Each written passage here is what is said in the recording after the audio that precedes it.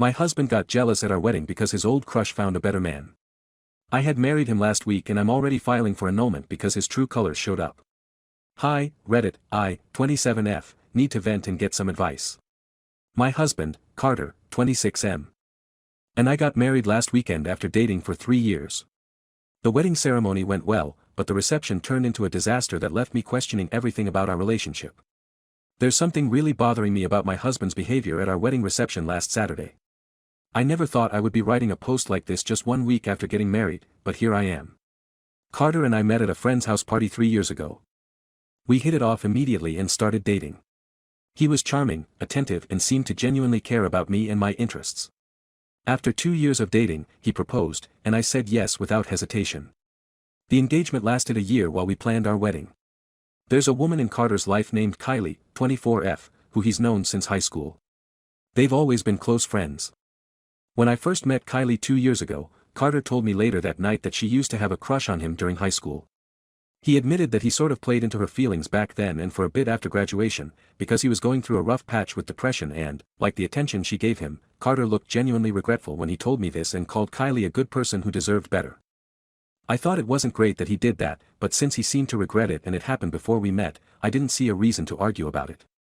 Kylie moved to the city about a year ago for a job opportunity. From what Carter told me, she's been very successful at her job and got a promotion within 6 months. About 8 months ago, Carter mentioned that Kylie started dating someone, but none of us had met the guy yet. Kylie and I aren't close friends, but we've always been friendly to each other. She's never done anything to make me uncomfortable or crossed any boundaries. When we were finalizing our wedding guest list, I told Carter that I wanted to invite Kylie and that she was welcome to bring her boyfriend as a +1. Carter reacted strangely to this suggestion. He frowned and said we needed to be careful about the guest count, since the venue had limited capacity. This struck me as odd, since we were only at about 75% of our venue's capacity, but I didn't push the issue at the time. Fast forward to our wedding day. Kylie arrived with her boyfriend and I barely recognized her at first. She had lost weight, cut her hair in a stylish bob and was wearing a beautiful dark blue dress, completely appropriate for a wedding. Her boyfriend was very handsome, with dark, curly hair and a well-trimmed beard. Throughout the evening I overheard several guests talking about how he was some kind of financial analyst who made more money than most people at the wedding combined. That's when Carter's behavior started to change. During the reception I noticed him glaring at Kylie and her boyfriend multiple times. When Kylie came over to congratulate us and give us our wedding gift, Carter barely looked at her and gave short, one-word answers. When she introduced her boyfriend to us, Carter practically ignored his extended hand and muttered something under his breath. The worst moment came when Carter's mother joined our table. She's always liked Kylie and commented that she was happy Kylie had found such a nice guy who treated her well. Carter suddenly slammed his fork down and said that at least now Kylie wouldn't be desperately hanging on to him for the rest of her life. The table went completely silent. His mother's face turned red and Kylie, who was still within earshot, quickly walked away with her boyfriend. I wanted to say something, but we were surrounded by guests and I didn't want to create more of a scene at our wedding. For the rest of the reception, Carter kept watching Kylie and her boyfriend. He drank more than usual and barely talked to me or our other guests. When Kylie and her boyfriend left early, Carter's mood improved instantly and he started acting like nothing had happened. The day after the wedding, we went on our honeymoon to a beach resort. I thought the change of scenery would help, but Carter spent a lot of time on his phone, which was unusual for him. When I asked who he was messaging, he quickly locked his phone and said it was just work. We've been back home for 3 days now and things don't feel right between us. Last night I received a message from Kylie apologizing for leaving our wedding early. She said she didn't want to cause any drama and thought it was best if she and her boyfriend left. I told her she had nothing to apologize for and that I was sorry for Carter's behavior. She didn't respond after that. This whole situation doesn't make sense to me. Carter claimed he never had feelings for Kylie, so why would he get so upset seeing her happy with someone else? It reminds me of when a child gets angry seeing another kid playing with a toy they didn't want until someone else showed interest in it. I always knew Carter had some insecurity issues. He often needs reassurance about his appearance and work performance, but I thought he was working on these issues and making progress. Now I'm wondering if I misjudged the situation entirely. This morning I checked our joint credit card statement and noticed some strange charges from hotels in our area over the past few months. These weren't dates when we went out together. When I asked Carter about them, he got defensive and said they were work lunches that got miscategorized. Something about his explanation didn't sit right with me. I've known people who married someone thinking they would change and it never worked out well. But in my case I thought I knew who I was marrying and now I feel like I'm living with a stranger. Did I miss some warning signs along the way? Was I too quick to dismiss his past behavior with Kylie? I keep thinking about how Carter claimed to have only played into Kylie's feelings but never reciprocated them. But his jealousy at the wedding suggests a different story, and these mysterious hotel charges have me worried that there might be more going on. My parents noticed something was wrong at the wedding too. My mom called yesterday to ask if everything was okay between Carter and me. I didn't know what to tell her. We spent so much money on this wedding and our families traveled from out of state to be there. The thought of admitting that I might have made a huge mistake is overwhelming. I've been crying in the bathroom at work for the past 2 days. My coworkers think it's just post-wedding blues, but it's much worse than that. I feel like the foundation of my relationship is crumbling beneath my feet and I don't know what to do. Part of me wants to confront Carter directly about his behavior at the wedding and these mysterious charges. Another part of me wants to do some investigating first to see what I can find out on my own. I'm afraid of what I might discover, but I'm more afraid of living in denial. Should I talk to Kylie again to find out if there's more to her history with Carter than he told me? Should I check Carter's phone while he's sleeping? I've never been the type to snoop, but I feel like I'm at a breaking point. Right now. I'm sitting at my desk at work pretending everything is fine, but inside I'm falling apart. Any advice would be appreciated. Has anyone else discovered something significant about their partner right after getting married? Did your relationship survive? Update 1, it's been 2 weeks since my original post and a lot has happened. Thank you to everyone who responded with advice and support. I never expected my post to get so much attention. Many people suggested I check Carter's phone, and that's exactly what I decided to do. Last Friday, Carter came home from work and took his usual after-work nap. He always sleeps deeply for about an hour, so I knew this was my chance. I took his phone from the nightstand and went to the living room. I've seen him enter his passcode many times. It's his birth year, so getting into the phone wasn't difficult. I started by checking his text messages with Kylie, but surprisingly there was nothing suspicious there, just occasional friendly messages about group get-togethers and holiday wishes. Next I checked his email and found nothing out of the ordinary. I was beginning to think I'd overreacted about the whole situation when I noticed that his social media apps required an additional passcode to open. Why would he lock these apps unless he had something to hide? The app lock used the same passcode as his phone. Not very creative, so I got in easily. I opened his Instagram first and went straight to his direct messages. What I found made my stomach drop to the floor. There were messages to Kylie sent the morning after our wedding. He told her how beautiful she looked at the wedding, how much he had missed seeing her regularly since she moved away and how her boyfriend's presence had ruined his chance to really catch up with her. He ended by asking if they could meet up for coffee sometime soon. Kylie never responded to these messages. Carter sent another set of messages later that same day. These messages were completely different in tone, angry, bitter and filled with personal insults. He called her, stuck up and accused her of showing off her boyfriend just to make him jealous. He said she had changed, and not for the better. The messages were so cruel that I felt sick reading them. Looking at the message status, I could see that Kylie had read these messages but didn't respond. When I checked her profile, I discovered she had blocked him. I scrolled back through their older messages and found nothing romantic or inappropriate.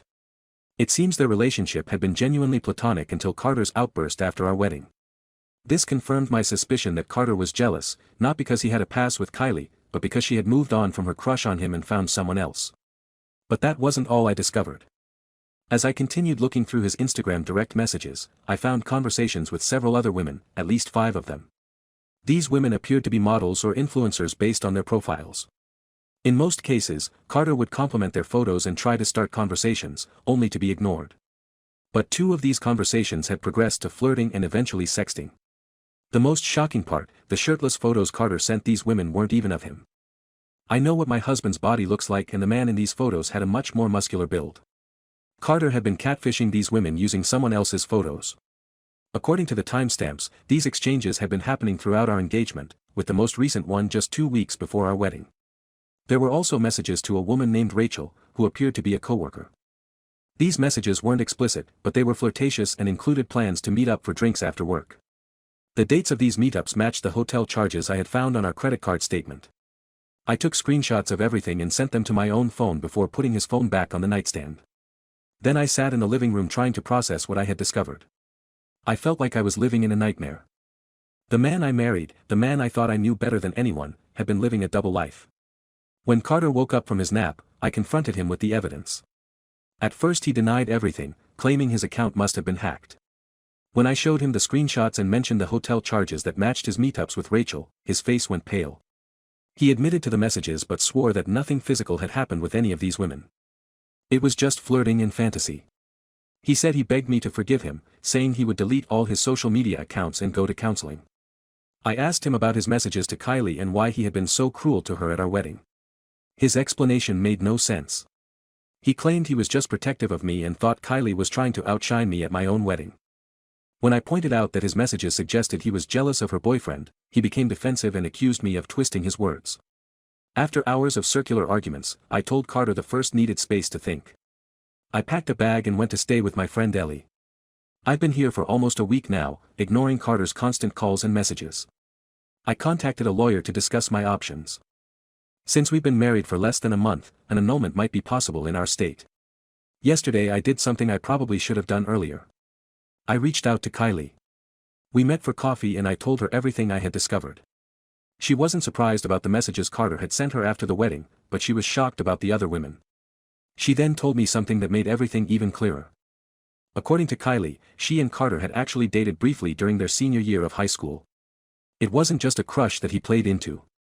They were in a relationship for several months. Carter ended things when he went to college, saying he wanted to experience being single. Kylie was heartbroken but eventually moved on. When they reconnected years later, they agreed to be just friends. Carter specifically asked her not to mention their past relationship to me, claiming it would make things awkward since it was so long ago and didn't matter anymore. Kylie apologized for not telling me sooner. She said she thought Carter had told me the truth at some point and she didn't want to create problems in our relationship. She seemed genuinely sorry and I don't blame her for any of this. If anything, I feel a connection with her now. We were both deceived by the same man. I'm scheduled to meet with the lawyer tomorrow to start the annulment process.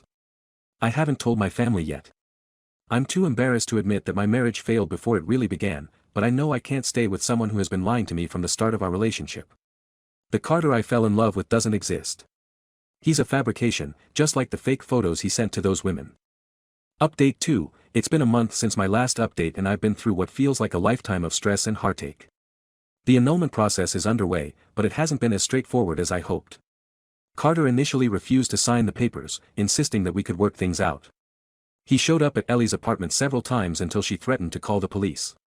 After 2 weeks of this, I finally agreed to meet Carter in a public coffee shop to talk. He arrived with flowers and a letter detailing all the ways he would change. He had already started seeing a therapist, he said, and was working on his issues. With jealousy and dishonesty, he begged for another chance, saying that the wedding and its preparations had stressed him out and made him act in ways he normally wouldn't. I listened to everything he had to say but my mind was made up. I told him that trust once broken is nearly impossible to rebuild and I wasn't willing to spend years of my life trying. I asked him directly about his relationship with Kylie in high school and he finally admitted that, yes, they had dated. When I asked why he had lied about it, he said he was afraid I wouldn't date him if I knew he had a history with someone in his friend group. The conversation took an unexpected turn when I mentioned the hotel charges on our credit card. Carter became defensive again, insisting that nothing physical had happened with any of the women he messaged. But when I brought up Rachel specifically, his reaction changed. He looked down at his coffee and admitted that he had met up with her several times, but swore it was just for drinks and conversation. I didn't believe him and I told him so. That's when he finally broke down and confessed that he had slept with Rachel twice during our engagement. The hotel charges were exactly what I suspected, rooms they had rented for their meetings. He cried while telling me this, saying he made a terrible mistake and that it meant nothing to him. His confession only strengthened my resolve to end our marriage. I slid the annulment papers across the table and told him that if he ever cared about me at all, he would sign them and let me move on with my life. To my surprise, he signed them without further argument. As I got up to leave, he asked if we could stay friends. I didn't even dignify that with a response. When I got back to Ellie's apartment, I had an email from a woman I didn't recognize. The subject line read about Carter. My first instinct was to delete it, thinking it might be one of the women he had been messaging, but curiosity got the better of me. The email was from a woman named Taylor, who identified herself as Rachel's roommate.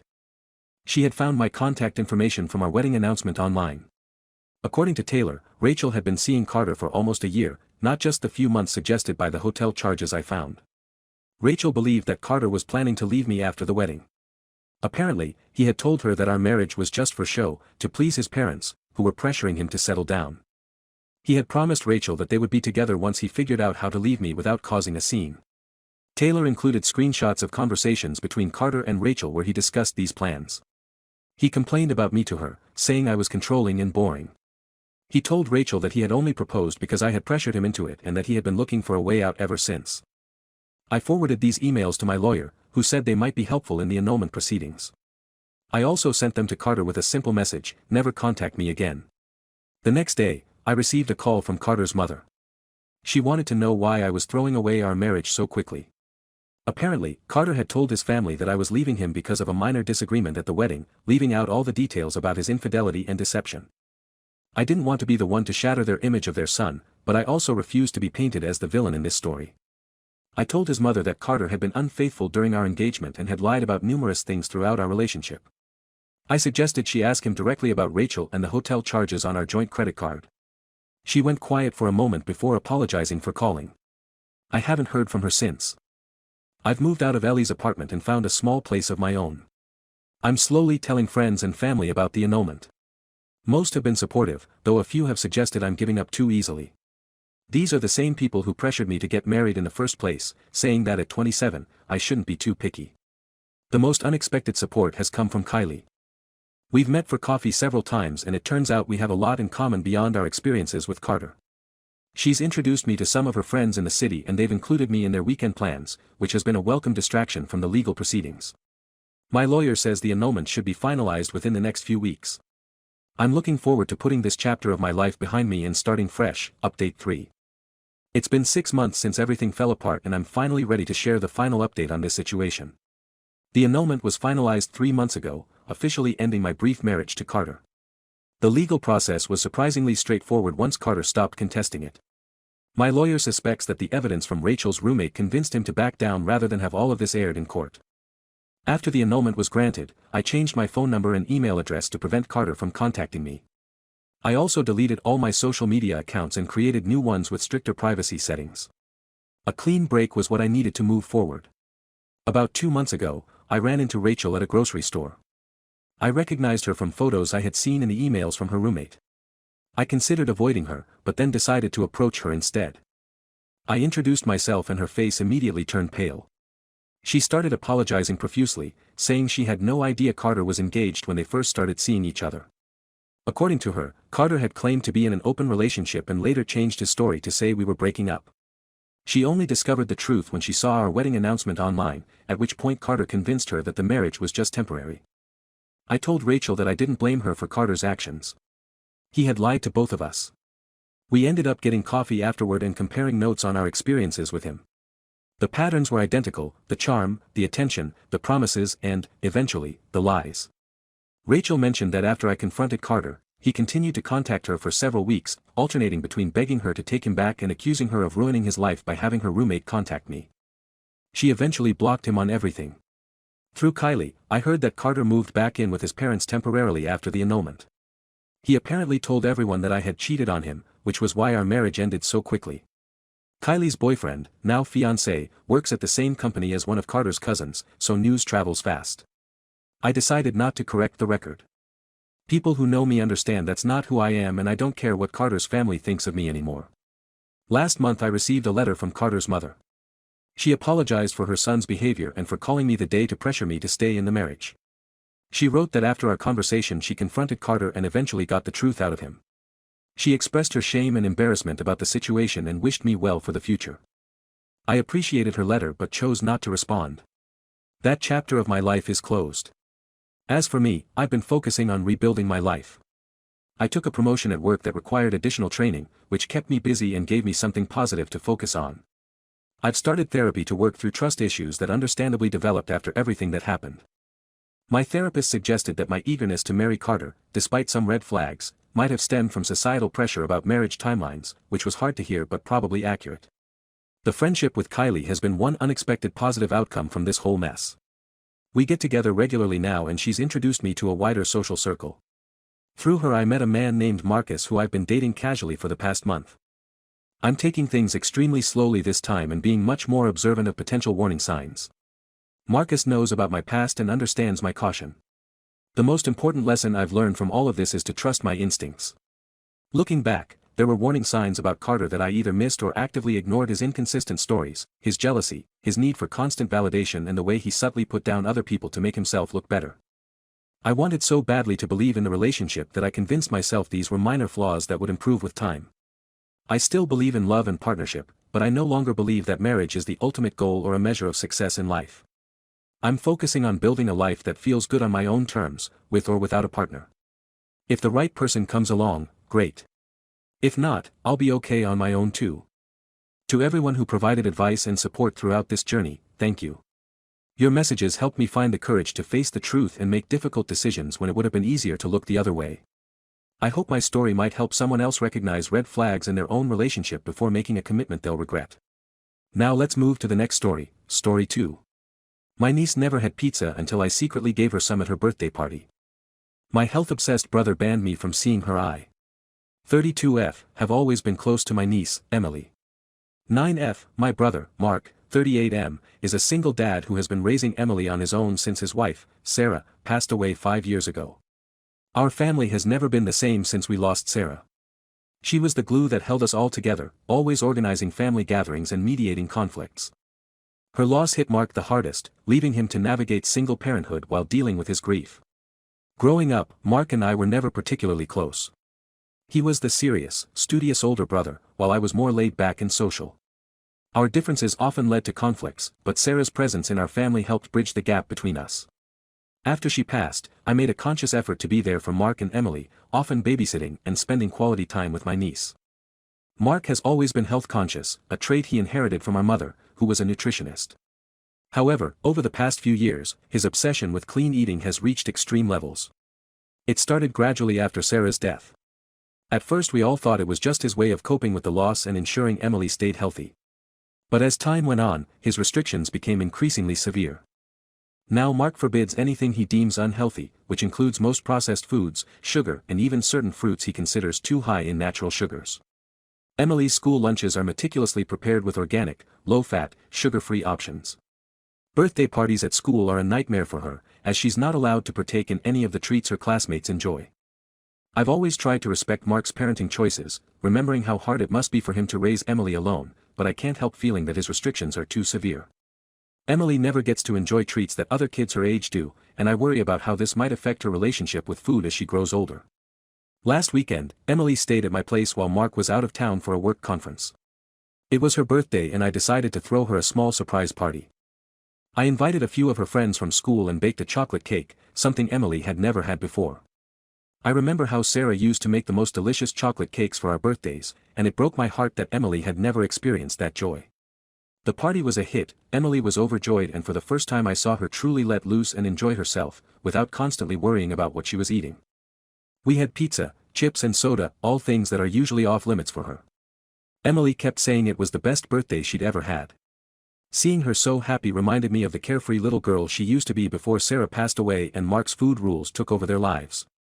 The trouble started when Mark returned early from his conference and came to pick up Emily.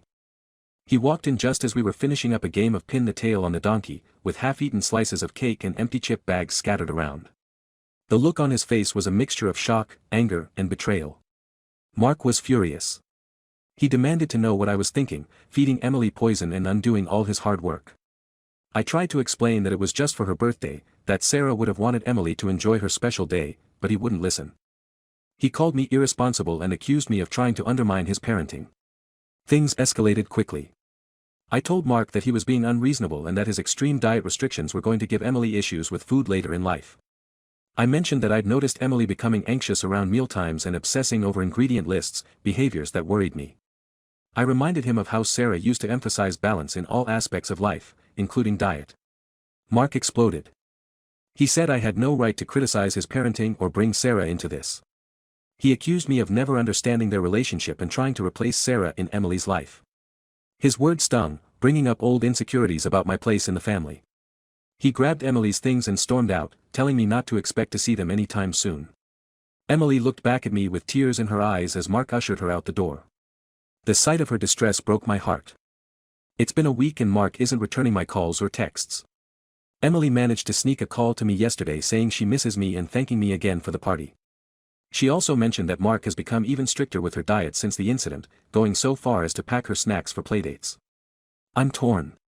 I know I overstepped by going against Mark's wishes, but I truly believe his approach to food is harmful.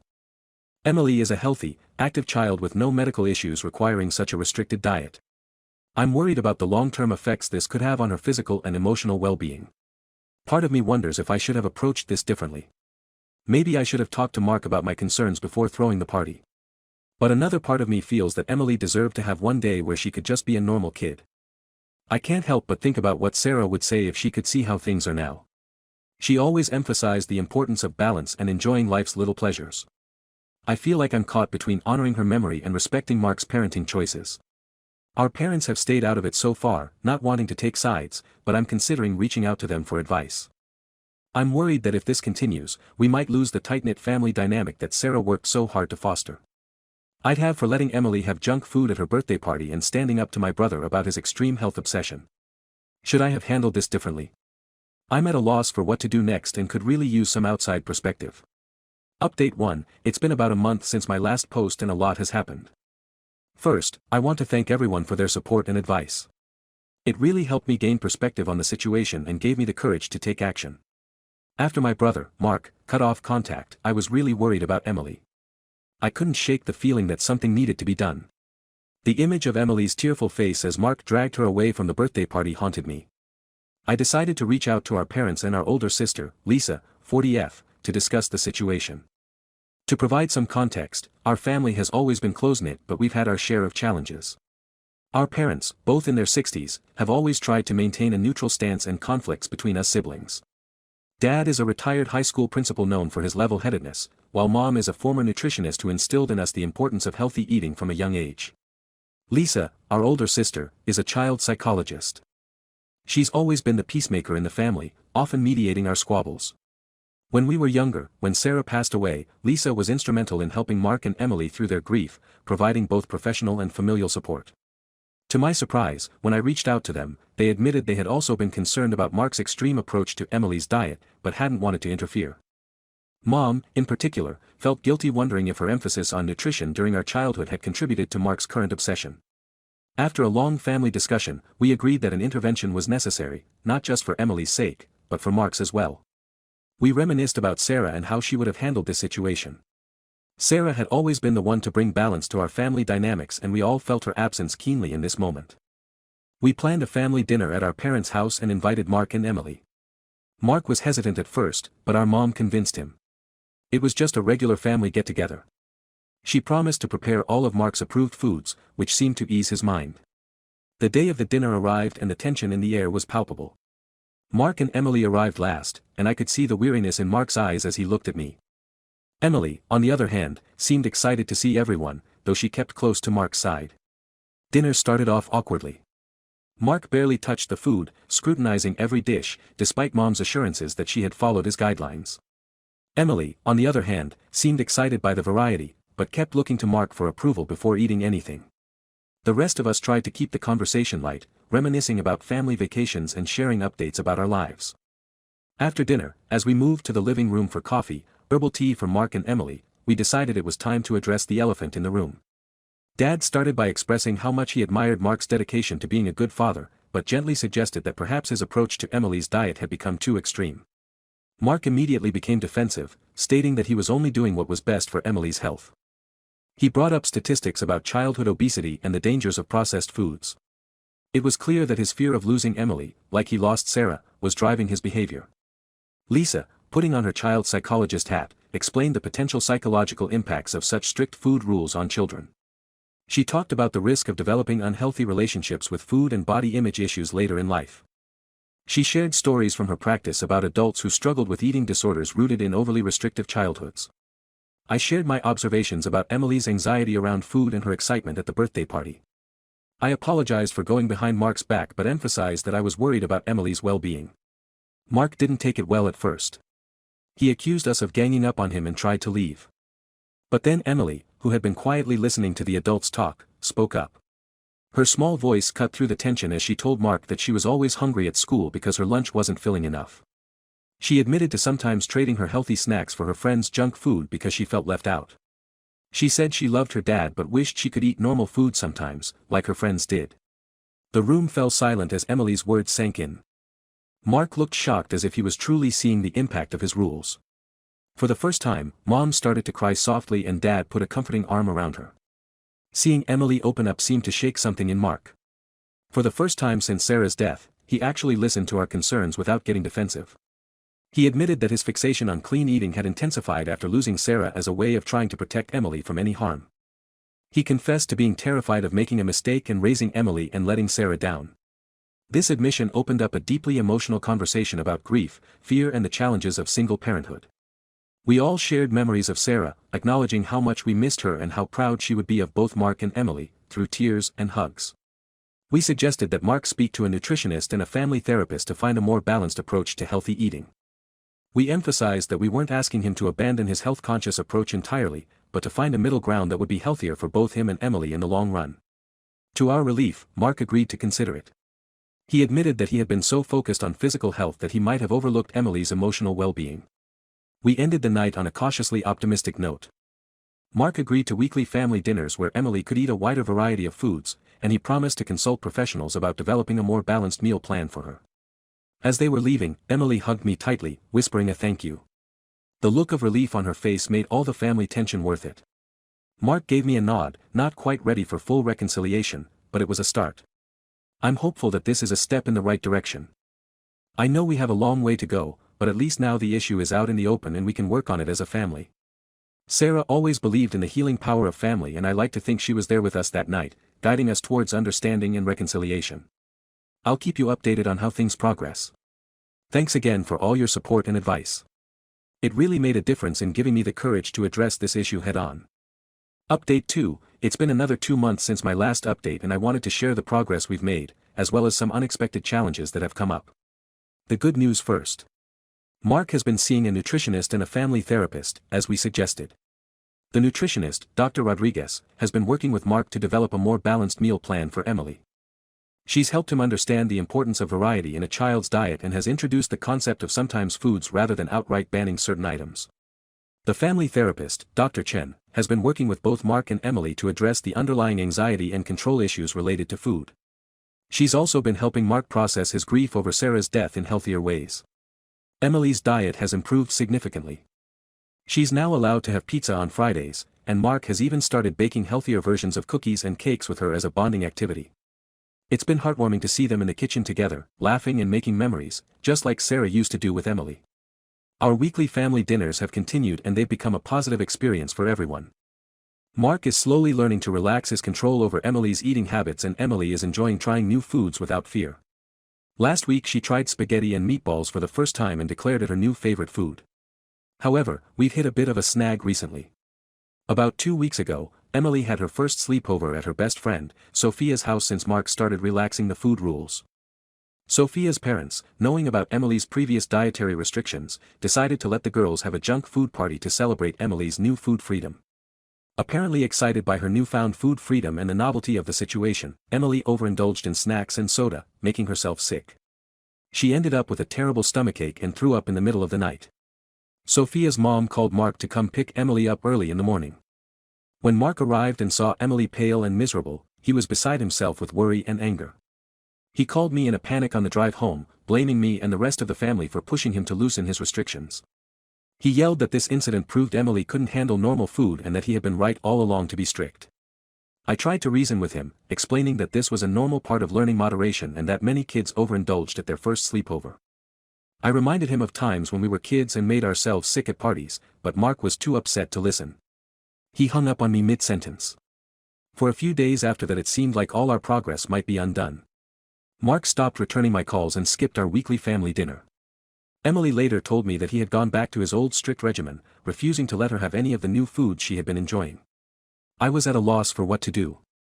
I didn't want to overstep again and risk pushing Mark further away, but I was worried about Emily. I reached out to Lisa for advice and she suggested giving Mark a little time to calm down before we approached him again. Thankfully, their family therapist, Dr. Chen, was able to have an emergency session with them. She helped Mark understand that one incident of overindulgence doesn't negate all the positive changes they've made. She worked with him on managing his anxiety and fear around food and Emily's health. Dr. Chen also worked with Emily to understand why she felt the need to eat so much at the sleepover. They talked about listening to her body's hunger and fullness cues and about how it's okay to enjoy treats in moderation. After the session, Mark called me. He apologized for his outburst and admitted that he had overreacted out of fear. We had a long talk about the challenges of finding balance and the importance of allowing Emily to learn from her experiences, even if they're sometimes unpleasant. We're back on track now, but it's clear that this journey isn't going to be without its challenges. Mark is still struggling with his need for control, especially in situations where he's not present to monitor Emily's food intake. Emily is still learning how to navigate her new relationship with food, and there will likely be more bumps along the way. I'm trying to stay positive and supportive, but I'd be lying if I said I wasn't worried about potential backsliding. We're taking it one day at a time, celebrating small victories and working through setbacks together as a family. One positive outcome of this incident is that it's opened up more honest communication between Mark and Emily about food.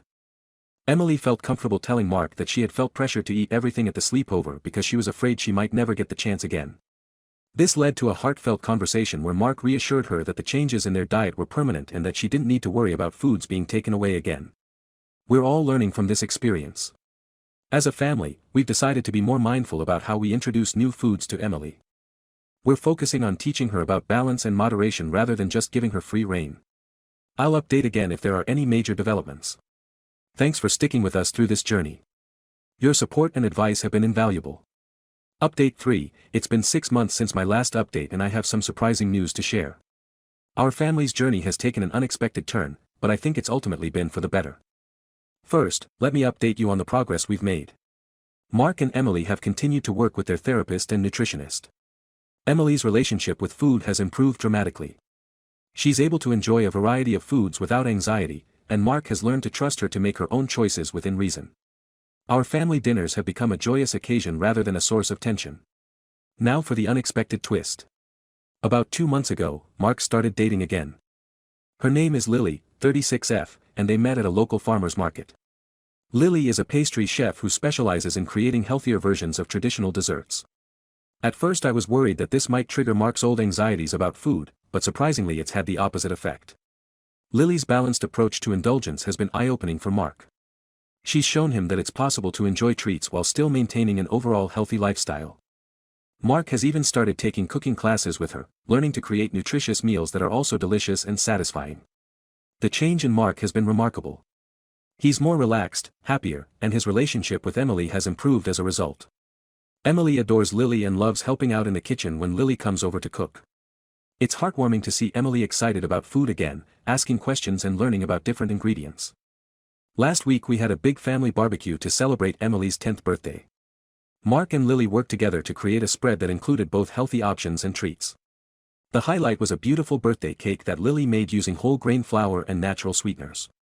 Emily was thrilled, and for the first time in years, Mark didn't fret about the food being served. During the party, I overheard Emily telling her friends about the different foods and their nutritional benefits, not in a restrictive way, but with genuine interest and enthusiasm. It was clear that she was developing a healthy, balanced attitude towards food. Mark pulled me aside during the party to apologize for his past behavior. He admitted that his extreme focus on clean eating had been a way to cope with the loss of Sarah and his fears of something happening to Emily. He thanked me for standing up to him and for not giving up on them. We shared a long hug, both of us teary-eyed, feeling the weight of the past few years lift off our shoulders. It hasn't all been smooth sailing, of course. There have been moments of tension, especially when Mark first started dating Lily. Emily had some initial jealousy and worry that Lily might try to replace her mom. We've all been sensitive to this, making sure to honor Sarah's memory while embracing the positive changes Lily has brought to their lives. There was also an incident where one of Mark's old health food friends criticized him for selling out and allowing Emily to eat junk.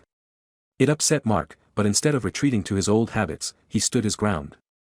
He explained that he'd realized health was about more than just what you eat. It's also about joy, balance, and social connections. While things aren't perfect and we know there might be challenges ahead, I'm incredibly proud of how far we've come as a family. Emily is growing into a confident, healthy young girl who enjoys food without fear. Mark is learning to balance his desire for a healthy lifestyle with the joy of culinary experiences. This journey has taught us all valuable lessons about balance, understanding, and the importance of addressing underlying issues. We've learned that health isn't just about what you eat, but also about mental well-being, social connections, and finding joy in life. I'm grateful for the support and advice I've received here. Your perspectives help me approach this situation with empathy and persistence. I hope our story can help others facing similar situations. Remember, change is possible, even if it takes time and patience.